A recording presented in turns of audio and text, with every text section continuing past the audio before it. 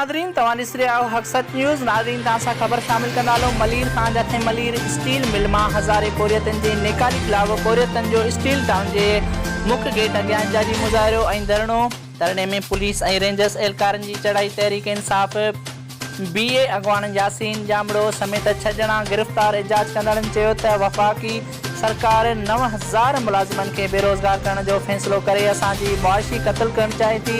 इमरान ख़ान असद उमर वाइदो कयो हो त जॾहिं तहरीक इंसाफ़ जी हुकूमत ईंदी त सभ खां पहिरियां स्टील मिल खे बेहाल कयो वेंदो। स्टील मिल खे बेहाल त न कयो वियो, बहितर हज़ारे पोरियतनि खे निकाली करण जो फ़ैसिलो कयो वियो आहे। असीं अहिड़े कंहिं बि फ़ैसिले खे क़बूल न कंदासीं जंहिंसां पोरियत ऐं उन्हनि जा ख़ानदान बुखूं काटण ते मजबूर आहिनि। स्टील मिल खे हलाइण लाइ पोरियतनि ज़िंदगियूं ॾिनियूं आहिनि। हाणे बेरोज़गार करे असांजो मुआशी क़त्ल बंदि कयो वञे। ऐलान कंदे चयो त पोरियतुनि खे निकाली करण वारो फ़ैसिलो वापसि वरितो वञे। ॿी सूरत में एहतजाज जो दाइरो वधायो वेंदो। रिपोर्टर सलमान शाह, हक़सत न्यूज़।